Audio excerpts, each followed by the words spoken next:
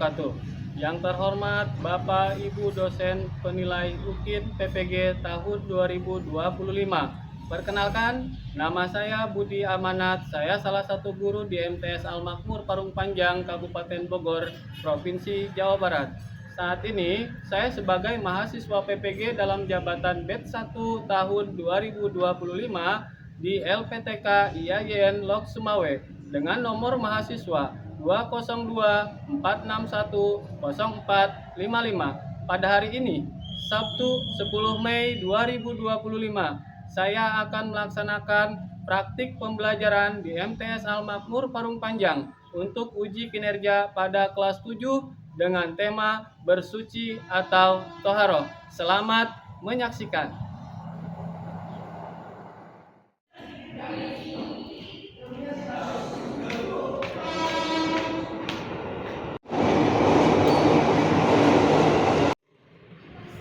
Assalamualaikum warahmatullahi wabarakatuh. Waalaikumsalam warahmatullahi wabarakatuh.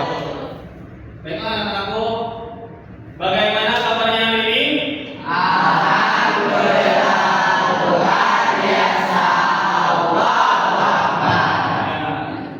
Alhamdulillah ya, di pagi yang berbahagia ini kita ketemu lagi dan di pelajaran fikih ya. Sebelum memulai ke materi, saya akan bertanya dulu nih ke semuanya. Apakah tadi pagi bangun subuh? Apakah semuanya melaksanakan sholat subuh? Alhamdulillah. Baiklah, untuk memulai kegiatan pagi ini, alangkah baiknya kita baca doa dulu seperti biasa. Semoga mendapatkan ilmu yang barokah dan manfaat. Ananda mana? Silakan dipimpin. Istaizu qabla ta'alumi haya binana fa'udwa.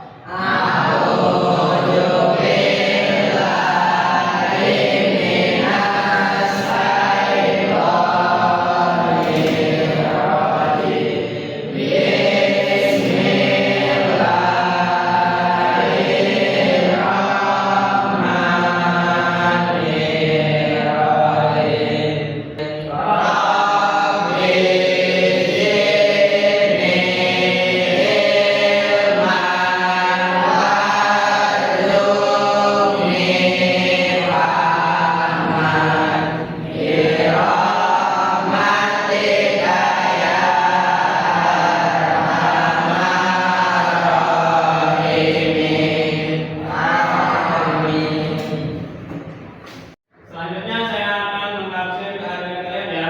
Nanti yang namanya disebutkan silakan angkat tangan. Kemudian yang tidak hadir mohon disampaikan kenapa tidak hadirnya.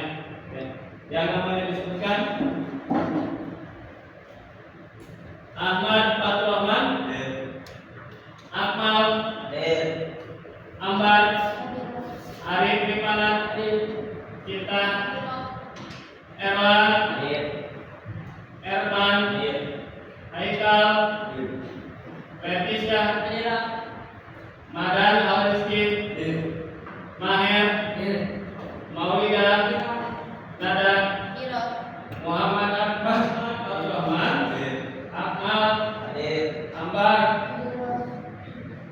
Arif Rifana, Kita, Erwan, Erman, Haikal, Leticia, Madan, Maher, Maulida, Akbar, Nada, Nadia, Najwa, Nesa, Rapa, Restu. Alhamdulillah sudah lengkap semua ya. Untuk penerapan pembiasaan cinta terhadap tanah air, marilah kita menyanyikan lagu Garuda Pancasila. Adik-adik atau anak-anakku silakan berdiri.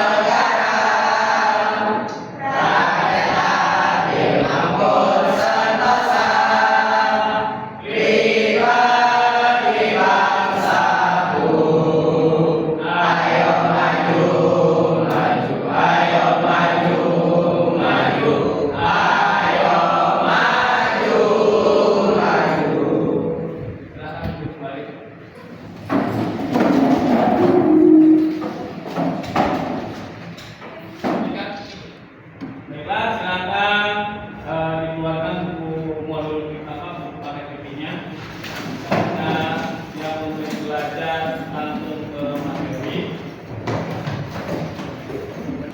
Sudah disiapkan bukunya? Silakan dibuka halaman di bab pertama, yaitu halaman 2.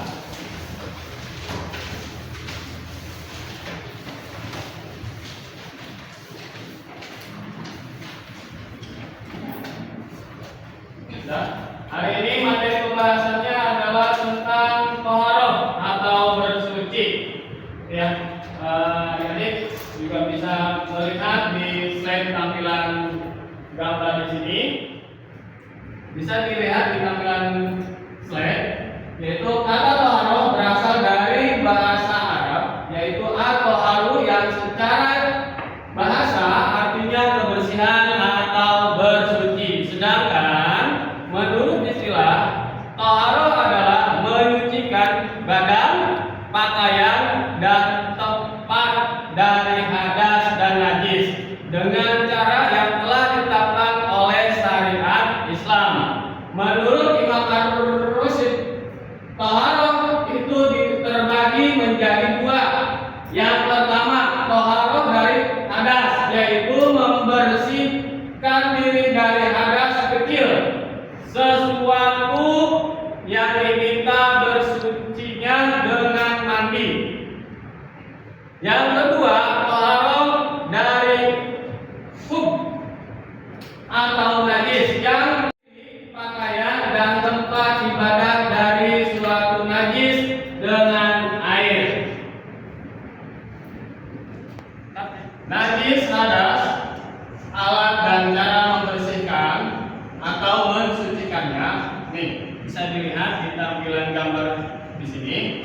Pengertian najis menurut bahasa adalah apa saja yang kotor. Sedangkan menurut syara berarti kotoran yang mengakibatkan sholat atau ibadah tidak sah, seperti darah dan kencing. Cara membersihkan najis, pertama istinja dan istimar, kemudian menggosok dan menyiram. Lihat seperti di gambar tampilan slide ini, menyucikan, kemudian di sini dibasuh dan ini dilap atau digosok agar najisnya hilang. Selanjutnya, pengertian hadas. Hadas secara etimologi ialah seseorang yang tengah berhadas, sedangkan secara terminologi ialah suatu yang mengotori anggota tubuh yang bisa mencegah sahnya sholat, seperti orang yang junub, haid, nifas, dan lain-lain. Cara bersuci dari hadas berdasarkan jenis hadas yang telah diketahui, ada yang disebut dengan hadas kecil dan ada yang disebut sebagai hadas besar. Perbedaan jenis hadas ini juga berlaku bagi perbedaan cara menyucikannya. Yang pertama, cara bersuci dari hadas kecil yaitu dengan berwudu. Yang kedua dengan bertayamum. Kemudian cara bersuci dari hadas besar yaitu dengan mandi.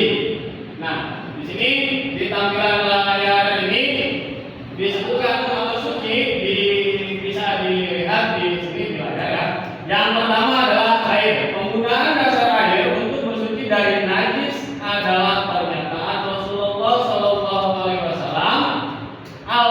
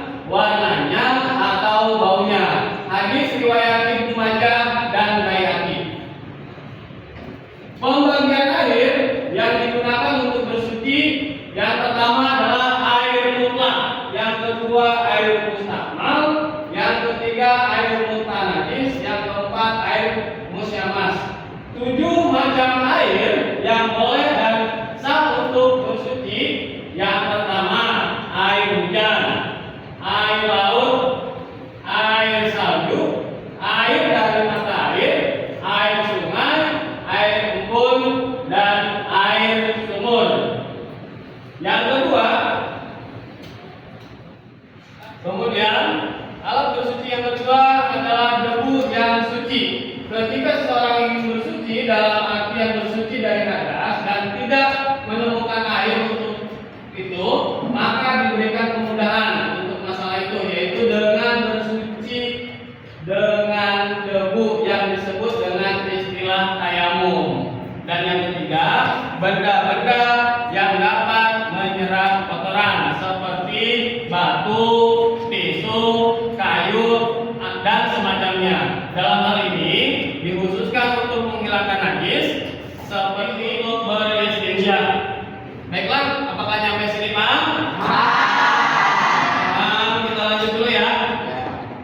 Pembagian najis. Secara wujud najis dibagi ke dalam dua macam, yaitu najis ainiyah dan najis hukmiyah. Najis ainiyah adalah semua najis yang berwujud atau dapat dilihat melalui mata atau mempunyai sifat yang nyata seperti warnanya, kemudian baunya, atau contohnya ini seperti kotoran, kencing dan darah. Itu baunya kita bisa mencium aromanya, kemudian bentuknya juga bisa terlihat, ya, mau itu warnanya atau bentuk kotoran tersebut. Kemudian najis hukmiyah. Najis hukmiyah adalah semua najis yang telah kering dan bekasnya sudah tidak ada lagi, serta sudah hilang antara warna dan baunya.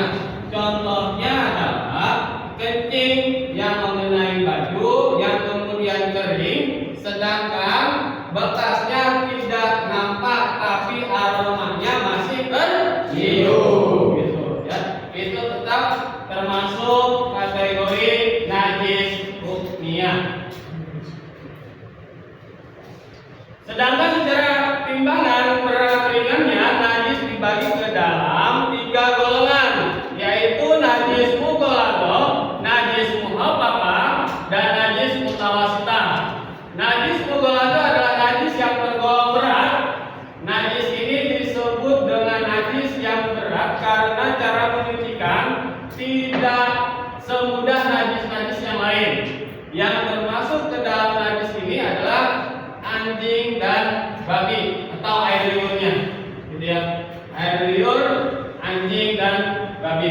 Adapun cara untuk menyucikan najis ini adalah dengan disamak.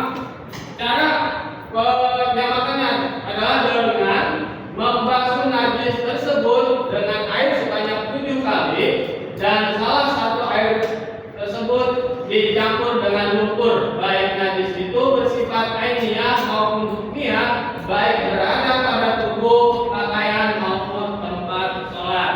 Jadi kalau terkena najis mughalladhah, cara membersihkannya harus dengan salah satunya harus dengan menggunakan tanah.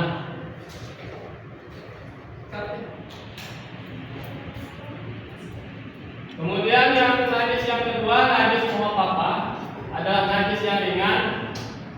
Kencing bayi laki-laki yang belum makan apapun selain susu dan umurnya sebelum sampai 2 tahun. Adapun cara menyucikan najis ini adalah dengan diperciki air sampai merata, baik najis itu bersifat ainiyah maupun hukmiyah, baik berada pada tubuh, pakaian maupun tempat sholat. Jadi cukup dengan cara memercikan air, gitu ya. Kalau bentuk wujudnya terlihat maka harus bersih, gitu ya, dengan cara dipercikan air secukupnya, begitu. Kemudian najis mutawasithah adalah najis yang sedang atau pertengahan antara kedua najis sebelumnya, yaitu najis selain air liur anjing dan babi atau najis selain kencing bayi laki-laki yang belum makan apapun selain susu, yaitu seperti kencing manusia, tahi binatang, dan darah.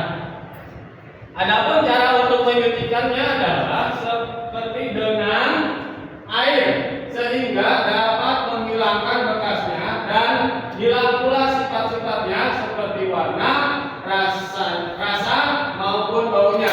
Baik najis itu bersifat ainiyah maupun hukmiyah, baik berada pada tubuh, pakaian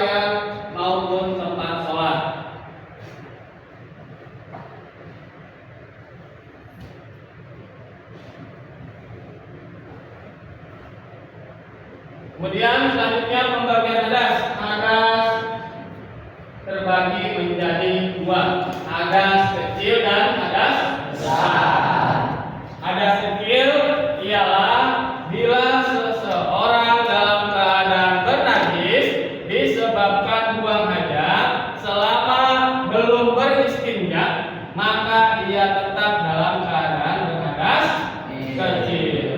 Hadas besar adalah seseorang dalam keadaan bernajis yang mewajibkan ia mandi sesudah berhadas.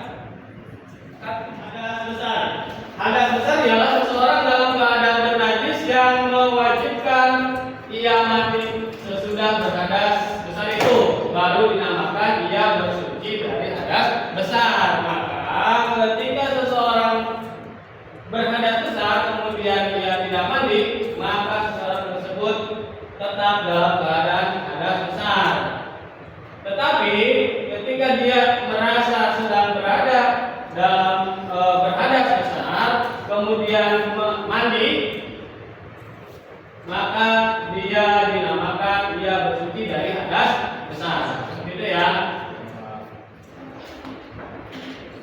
Kemudian selanjutnya, sebab-sebab orang berhadas. Yang pertama karena bersenggama atau bersetubuh suami istri ya. Kemudian yang kedua keluar mani, baik karena bersetubuh atau seperti mimpi dan sebagainya, maka wajib mandi. Kemudian yang ketiga sebab buang kotoran, haid. Sabda Rasulullah SAW dari Aisyah radhiyallahu anhu berkata, telah bersabda Rasulullah SAW kepada Fatimah binti Hubaisy, bila datang haid maka tinggalkanlah sholat, dan bila telah habis maka mandilah Anda. Ya, hadis riwayat Bukhari. Kemudian yang keempat karena nifas, darah yang keluar sesudah melahirkan. Bila darah nifas itu telah berhenti, maka diwajibkan untuk mandi. Nah ini istimar, wudhu, mandi, tayamum, menyapu dua, satu. Nah pengertian istinja, perkataan istinja menurut bahasa ada perbuatan. Materi selanjutnya istinja, istimar, wudhu, mandi, tayamum, menyapu dua, satu. Nah ini pengertian istinja, perkataan istinja menurut bahasa ada dua perbuatan yang dilakukan untuk menghilangkan najis seperti tai. Adapun menurut istilah syara, istinja adalah perbuatan yang dilakukan untuk menghilangkan najis dengan menggunakan benda seperti air dan batu. Jadi istinja berarti menggunakan batu dan atau air. Kemudian pengertian istimar. Istimar adalah menghilangkan sisa buang air dengan menggunakan batu atau benda-benda yang semisalnya. Syarat-syarat istinja dan istimar adalah pertama hilang rasanya, yang kedua hilang baunya, yang ketiga hilang warnanya. Sampai sini paham? Kita lanjut dengan pembahasan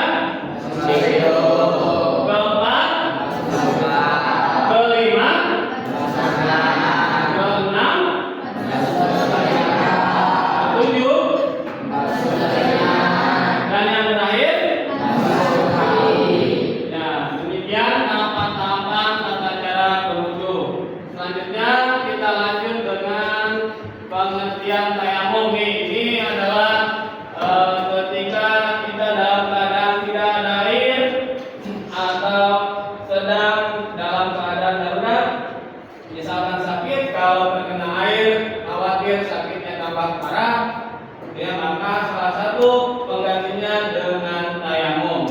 Tayamum adalah pengganti wudhu atau mandi wajib yang tadinya tayamum. Tayamum adalah pengganti wudhu atau mandi wajib yang tadinya seharusnya menggunakan air bersih diganti dengan menggunakan tanah atau debu yang bersih. Tayamum yang telah dilakukan bisa batal apabila ada air dengan alasan tidak ada air atau bisa menggunakan air dengan alasan tidak dapat menggunakan air, tetapi tetap melakukan tayamum serta sebab musabab lain seperti yang membatalkan wudhu dengan air. Nah ini alasan melakukan tayamum. Pertama, dalam perjalanan jauh, misal naik pesawat kita tidak ada air, maka diharuskan untuk tayamum. Biasanya seperti itu. Kemudian jumlah air tidak mencukupi karena jumlahnya sedikit, kurang dari 2 gelas. Telah berusaha mencari air tapi tidak ditemukan air yang ada suhu atau kondisi yang mengundang kemadaratan. Air yang ada hanya untuk minum, air berada di tempat yang jauh, kemudian pada sumber air yang ada memiliki bahaya, sakit dan tidak boleh terkena air. Syarat tayamum nih. Yang pertama, telah masuk waktu, kemudian memakai tanah berdebu yang bersih dari najis dan kotoran, memenuhi alasan atau sebab melakukan tayamum, sudah berupaya berusaha mencari air namun tidak bertemu, tidak haid maupun nifas bagi wanita perempuan, menghilangkan najis yang melekat pada tubuh. Nah ini silakan disimak ya pada tayamum. Nah, ini doanya ketika hendak melaksanakan sholat wajib ya. Niatnya adalah nawaitu tayamum li-istiqbal shalah fardhu lillahi ta'ala. Seperti itu ya. Akan dilihat ya. Ini ada 2 dalil yang tentang taharah. Pertama, innallaha yuhibbut tawwabina wa yuhibbul mutatahhirin. Sesungguhnya Allah menyukai orang-orang yang bertobat dan menyucikan diri. Quran surat Al-Baqarah ayat 222. Kemudian yang kedua, la yuqbalullah sholata bi ghairi tahur. Yang artinya adalah Allah tidak akan menerima sholat yang tidak dengan bersuci. Hadis riwayat Muslim.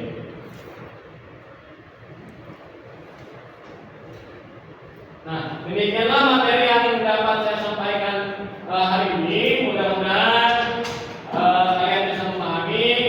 Dan setelah materi ini, kita selanjutnya adalah kita akan diskusi kelompok karena dinamika kelompok sudah dibuat.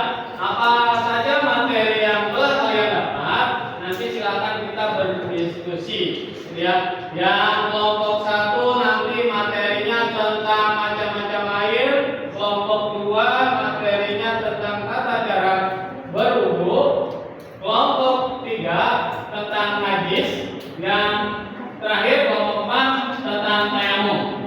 Nanti saya bagikan ini, silahkan diisi apa saja yang kalian sudah dapat di pemahaman kalian.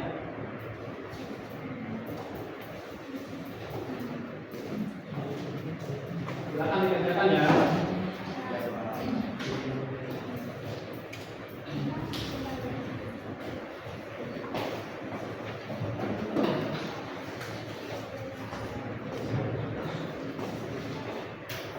Silakan dikerjakan.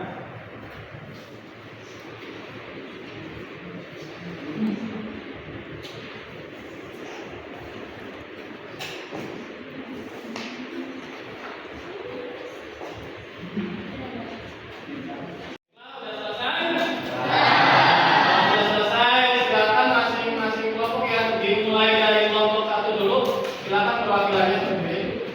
Dibacakan. Assalamualaikum warahmatullahi wabarakatuh. Waalaikumsalam warahmatullahi wabarakatuh. Saya Nessa Perwakilan dari kelompok 1 ingin menjelaskan materi macam-macam air untuk bersuci, satu air kotor, contohnya air hujan, air laut, air sungai, air sumur, air sabun, air embun. Dua, air musyawarah, air yang dipanasan dengan sinar matahari. Yang ketiga, air yang dipanasan oleh matahari khususnya di daerah tropis dan disimpan dalam wadah logam yang merupakan kekotoran. Tiga, air mustahar. Pengertiannya, air yang sulit digunakan untuk bersuci dan sholat, seperti air bekas lumpur mengandung air.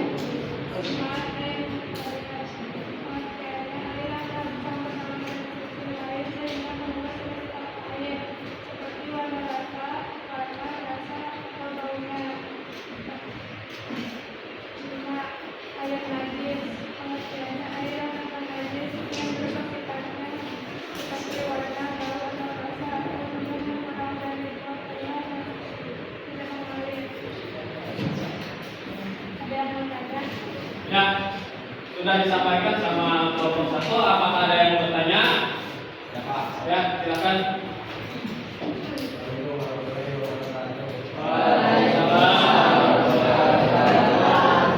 Saya menanti dari kelompok 1 ingin bertanya kepada kelompok 1. Tapi bagaimana dengan air teh atau air kopi bisa dipakai juga? Ya, bagaimana dengan Air teh atau air kopi? dengan air teh atau air kopi bisa digunakan untuk berguna atau tidak? Silakan dijawab. Tidak bisa. Tidak bisa. Air bersih bersama terhadap lain dan juga untuk mengenakan. Ya, jadi tidak bisa karena air yang bisa digunakan untuk bersuci hanyalah air mutlak, yaitu air suci dan mensucikan. Baik, berikan tepuk tangan buat kelompok 1. Selanjutnya kelompok 2. Silakan, siapa perwakilannya? Assalamualaikum warahmatullahi wabarakatuh. Waalaikumsalam warahmatullahi wabarakatuh. Saya Nadia Irahma, perwakilan dari kelompok 2 yang ingin menjelaskan tentang cara berwudu yang benar. Yang pertama, niat. Yang kedua, membaca basmalah. Yang ketiga, membasuh kedua telapak kaki. Dan yang terakhir,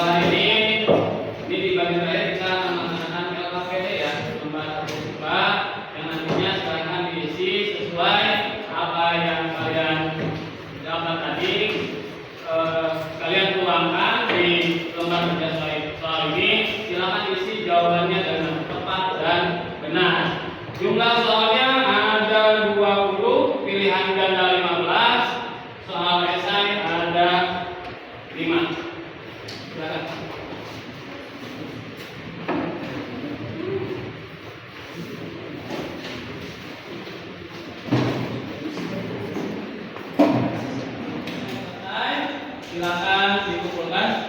Terserah siapa dulu yang mau mengumpulkan kalau sudah selesai. Gak usah temen-temennya ya. Ini kan langsung sendiri. Ini dirapikan Pak.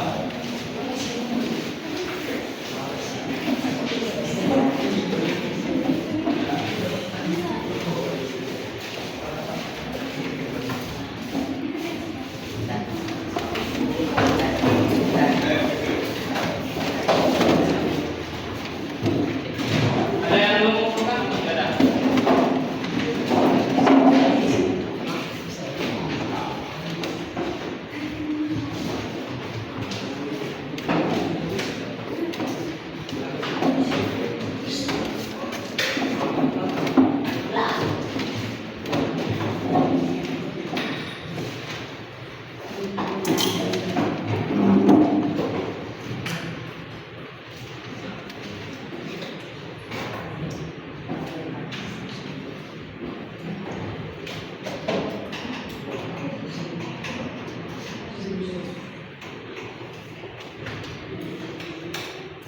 Baik, kegiatan hari ini telah selesai. Alhamdulillah ya, semuanya berjalan dengan lancar. Ya, dan kesimpulan dari materi ini, menjaga kebersihan dalam Islam memiliki banyak manfaat, baik dari sisi spiritual, sosial maupun kesehatan. Berikut beberapa manfaatnya. Yang pertama, mendapatkan ridho dari Allah Subhanahu wa taala karena kebersihan adalah bagian dari iman. Nabi Muhammad SAW bersabda, kebersihan adalah sebagian dari iman. Hadis riwayat Muslim. Kemudian yang kedua, menjadi syarat sahnya ibadah. Yang ketiga, menjaga kesehatan dan mencegah penyakit. Yang keempat, mencerminkan kepribadian muslim yang baik. Yang kelima, menghormati makhluk Allah dan lingkungannya. Ya alhamdulillah, semuanya sudah tercapai, semuanya sudah tercapai selesai untuk materi di pembahasan hari ini. Mudah-mudahan selalu bermanfaat. Amin ya robbal alamin. Nanti ketemu lagi dengan saya di materi berikutnya, yaitu tentang ibadah sholat. Ya, demikianlah yang dapat saya sampaikan. Mudah-mudahan bermanfaat, dan sebelum pulang alangkah baiknya kita berdoa terlebih dahulu. Mudah-mudahan nanti kita selamat sampai tujuan, dan tak lupa juga titip salam ke orang tua ya. Dan silakan Kang Madan dipimpin doa untuk pulangnya. Hidup qabla rujui ila bina lahu suratul asri.